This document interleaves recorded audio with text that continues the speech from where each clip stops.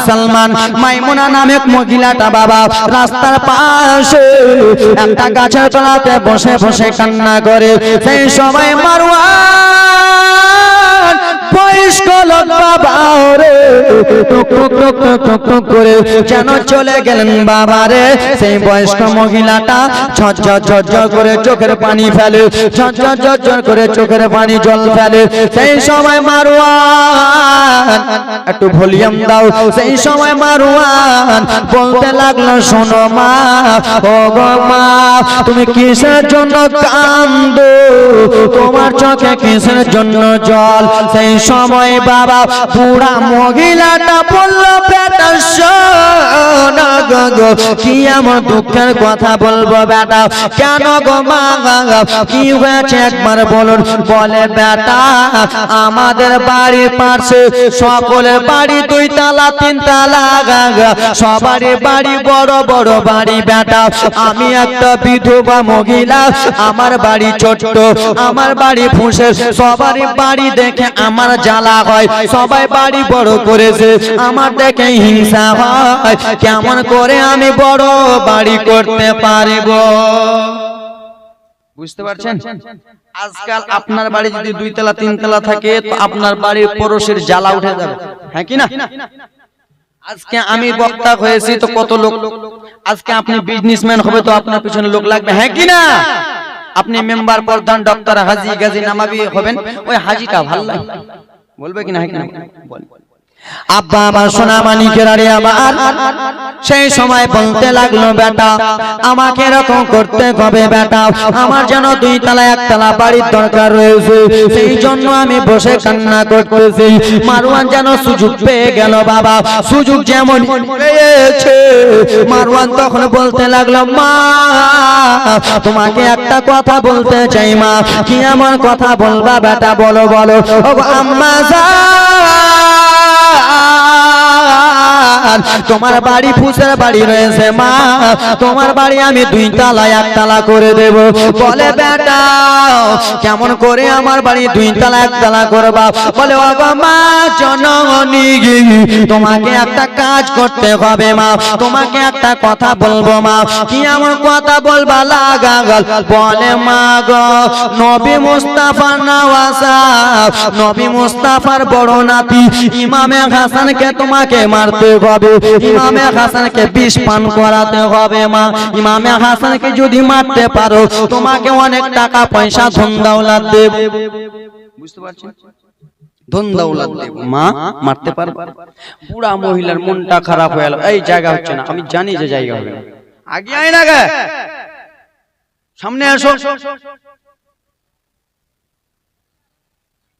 মোর কথা নি বুঝবা পাচ্ছিস তোরা? মনে পাচ্ছি পাচ্ছি পাচ্ছিস তো, পিছনে কেন গে, সামনে আসো। হ্যাঁ আরো আসবে খালা আজকে। তো আব্বা সোনা মানিক একটু মনোযোগ দিয়ে গজলগুলো বলতেছি, এখন জীবনটা কিছুটুকুন আধা ঘন্টা চালিয়ে যায়। আব্বা আমার সোনা মানিক, ইমামে হাসানকে মারতে হবে মা, তুমি পারবা? বুড়া মহিলাটার মনে একটা দরদ হয়ে গেল, না গো নবী মুস্তাফার ফুল, নবী মুস্তাফার নওয়াজা ইমামে হাসানকে আমি মারতে পারবো না, তারা হলো নবী মুস্তাফার বংশধর, তারাকে আমি কেমন করে মারবো? আমি মারতে পারবো না। বললো, মা ঠিক আছে মারতে পারবো না তো তোমার বাড়ি 1 তালা 2 তালা হবে না মা। তোমাকে একটা কথা বলছি মাইমুনা। কি বলছো বলো বেটা? বলে, মা গো তুমি বাড়িতে চলে যাও মা, সারা রাতটা তুমি ভাবো, এই কাজটা করলে তুমি বাড়ি পাবা, না করলে বাড়ি পাবা না, মা তুমি চলে যাও। মাইমুনা কুটনি গো মা, মা তোমাদের জীবনী একটু শুনো। মাইমুনা কুটনি মা বাড়িতে চলে গেল, বাড়িতে যাওয়ার পরে আর রাত্রে ঘুম আসে না। মাইমুনা ভাবতেছে কাজটা করলে ভালো হয় না না করলে ভালো হয়, কাজটা করলে ভালো হয় না না করলে ভালো হয়। আব্বাজান কথাবার্তা চলছে, কথাবার্তা চলতে চলতে মাইমুনার মনে একটা সত্য হলো, আহারে আমি তো দুনিয়াতে ভালো বাড়িতে থাকতে পাবো, একটা লোককে মারার কারণে দুনিয়াতে ভালো বাড়িতে থাকতে পাবো, তো কেন ইমামে হাসানকে মারবো না? সকাল যেমনই হয়েছে বাবা মাইমুনা কুটনি বাবা আবার সেই গাছের তলাতে বসে গেল বাবা, আবার যেন মারওয়ান এলো গো, এবার যেন জীবনীটা শোনো মা। নবী মুস্তাফার ফুল ইমামে হাসানকে কেমন করে শহীদ করে দেবে মা, কলিজাটা ফেটে যাবে মা গো। সেই সময় মাইমুনা গাছের তলাতে বসে আছে। মারওয়ান যেন চলে এলো। ওগো মা বলো তোমার রাইট একবার বলো মা, তুমি কি ইমামে হাসানকে মারতে পারবা? বললো বেটা হ্যাঁ রে, ইমামে হাসানকে আমি মেরে দেব বেটা। বললো মারবো তো মারবো কেমন করে?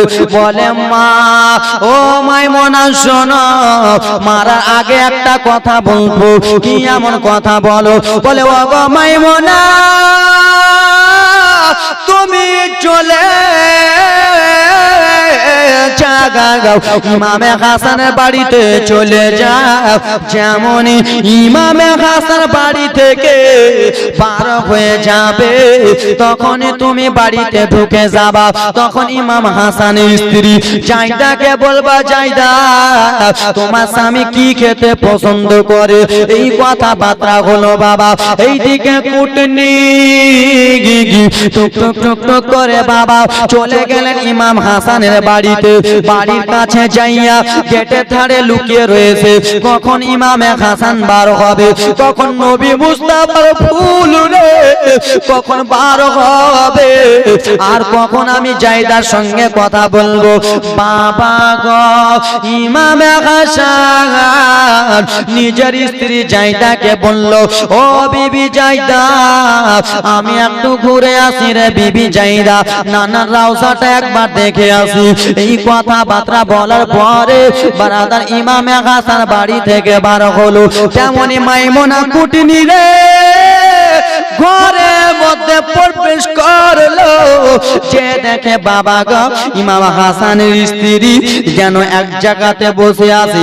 সেই সময় বাবা মাইমুনা ডেকে বলে ও জাইদা শোনো, জাইদা একটু শোনো শোনো গো। জাইদা ইমাম হাসানের স্ত্রী জাইদা কাছে গেলে কি হয়েছে বলে ও জাইদা শোনো তোমার স্বামী কোথায়? বলে আমার স্বামী এখনই বার হয়ে গেল। বলে ও গো জাইদা তোমার স্বামী আমার বহিন বেটা লাগে। বহিন বেটা কে লাগে? বহিন বেটা, বহিনের বেটা, বুঝতে পারছেন তো? বহিন বেটা লাগে। তো কি হয়েছে বলেন? তোমার স্বামী ইমামে হাসান আমার বোনের ছেলে লাগে। তো তোমার স্বামী ছোট কালে আমার কাছে খুবই যেত। কথাগুলো বানিয়ে বানিয়ে বলছেন আব্বা, শুনেন কিন্তু। তোমার স্বামী ছোটবেলা আমার কাছে খুবই যেত। বলে কেন মা? বলে তোমার স্বামী সব সময় খালি খেতে চাইতো, খেতে চাইতো, এটা দাও ওটা দাও। তো ও মাইমুনা ও জাইদা তোমার সঙ্গে তো ইমাম হাসানের অনেক দিন হয়েছে বিবাহ হওয়া, তোমার ছেলে পিলে হয়ে গেছে, তোমার 22 বছরের বেটা হয়ে গেছে। তো ও শুনে নাও জাইদা তোমার বাড়িতে অত যাওয়া আসা নাই আর তোমার স্বামীর সঙ্গে অত মুলাকাত নাই। তো জাইদা একটা কথা বলি, কি বলেন বলেন? বলে জাইদা তোমার স্বামী কি খেতে পছন্দ করে গো? তোমার স্বামী কি খেতে চায়? তো বাবা জাইদার সাধারণ কোনো কালি নাই। যেমনই বলেছে এটা আমার বহিনের বেটা, তো জাইদার মনের কোনো কালি নাই যেটা হয়তো আমার মাসি হয়। সেই সময় জাইদা বলল মাসি কি এমন কথা বলবো? আপনার বহিন বেটা ইমামে হাসান বেশি মধু খেতে পছন্দ করে। কি খেতে? মধু। মধু মধু খাওয়া কার সুন্নাত? নবী মুস্তাফার সুন্নাত। পায়েস খাওয়া ক্ষীর খাওয়া কার সুন্নাত? নবী মুস্তাফার সুন্নাত। খেজুর খাওয়া কার সুন্নাত? রাসূলুল্লাহ সুন্নাত। মনোযোগ দিয়ে শুনেন। হযরতে ইমামে হাসান বেশি পছন্দ করতেন কি খেতে? মধু। কি একটু কথা বলেন না? মধু। মধু। সেই সময় বেরাদা মুসলমান বাবারা মা বোনেরা রে আমার, ইমাম হাসানের স্ত্রী বলে দিলেন আমার স্বামী বেশি মধু খেতে পছন্দ করে, মধু খায়, আমার স্বামী মধু খায়। সেই সময় ব্রাদা মুসলমান আব্বা এবার জীবনে জমে যাবে বাবা, কলিজাটা ফেটে যাবে। মনোযোগ দিয়ে শোনো। এইদিকে মাইমুনা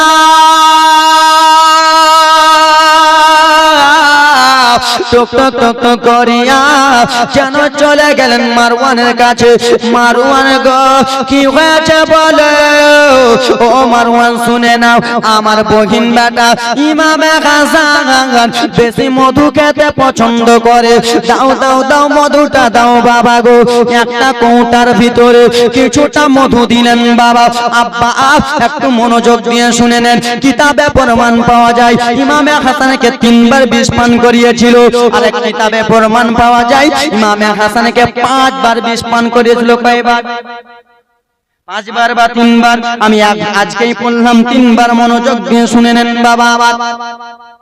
ও মা বোনেরা শুনে যাও, রাত্রি বেলা মা গো সেই সময় চলে গেলেন জাইদার কাছ থেকে মারওয়ানের কাছে চলে গেলেন।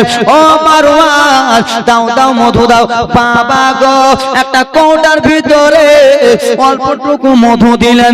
মধু যেমনই দিয়েছে জাইদা সেই সময় মাইমুনা বলতে লাগলো, শোনো গো ও গো মারওয়ান, মধু হইলা কিন্তু মধুর এত কিসের জন্য কালো? মধু কিসের জন্য এত কালো হয়ে গেছে? সেই সময় মারওয়ান বলে, জামা শোনো রে ও মাইমুনা, শুনে নাও শুনে নাও, এই মধুর ভিতরে আমি বিষ মিশিয়েছি, এই মধুর ভিতরে আমি বিষ দিয়েছি, তাই জন্য মধুটা কালো হয়ে গেছে। সেই সময় বলল, শোনো ও গো মারওয়ান, ইমাম হাসানের স্ত্রী জাইদা যদি জিজ্ঞেস করে মধু হয় লাল, কিসের জন্য এত কালো হয়েছে? মারওয়ান বলল, ও শোনো মাইমুনা, তোমার কি এতটুকু বুদ্ধি হয় না? যদি জিজ্ঞেস করে তুমি বলে দিবা, শোনো রে এটা কোনো আমাদের গ্রামের মধু নয়, এই মধুটা হলো বাইরে রাষ্ট্রের মধু। কিসেকার মধু? বাইরের রাষ্ট্র। মধুর রং দেখবেন একটু লাল লাল হয় না বাপ? লাল হয়, কিন্তু দেখবেন লাল লাল হয়। তো এদিকে মাইমুনাকে মধুটা দিয়ে দিল বাবা, কোটাতে করে মধু প্রচুর কালো। আব্বা কলিজাটা এবার ফেটে যাবে। দেখেন ইমামে হাসানকে নবীর বংশধরকে কেমন করে বিষ পান করেছে। উঠা উঠি কেউ করবেন না, চুপচাপ বসে যান। কোন ছেলেকে উঠা, চুপচাপ বসো ভাই, উঠা উঠি কেউ করবে না। আব্বা মাইমুনা কুটনি বিষটাকে নিয়ে টুক টুক টুক টুক টুক টুক করে চলে গেল। ইমাম হাসানের গেটের পাশে লুকিয়ে আছে। আব্বা গো, ইমাম হাসান যদি জানতে পারে যে এটা মাইমুনা এসেছে, তো ইমাম তো হাসান চিনে নেবে যেটা আমার মাসি নয়, মাসি নয়। ইমাম হাসান চিনতে পারবে তো? নবী মুস্তাফা নওয়াসা, নবী মুস্তাফা নওয়াসা বাবা এক জায়গাতে বসে রয়েছেন।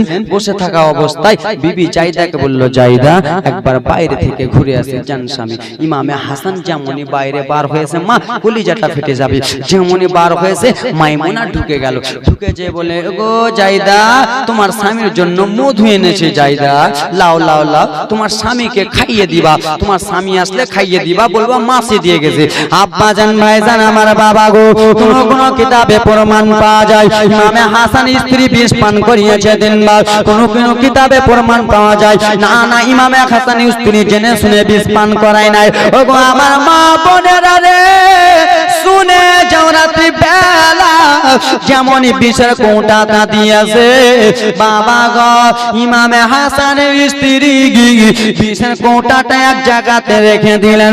নবী মুস্তাফার ফুল ইমামে হাসান যেমনই বাবা বাইরে থেকে বাড়ি ঢুকতে যাবে, সেই সময় সালাম দিয়া বিবিকে বলে, বিবি জাইদা আমার আর শরীর ভালো করে না, বিবি রে অল্পটুকু খাবার থাকলে দাও, কিছু থাকলে আমার নিকটে দাও, আমি খিদার্ত রয়েছি, খিদার্ত মিটাবো।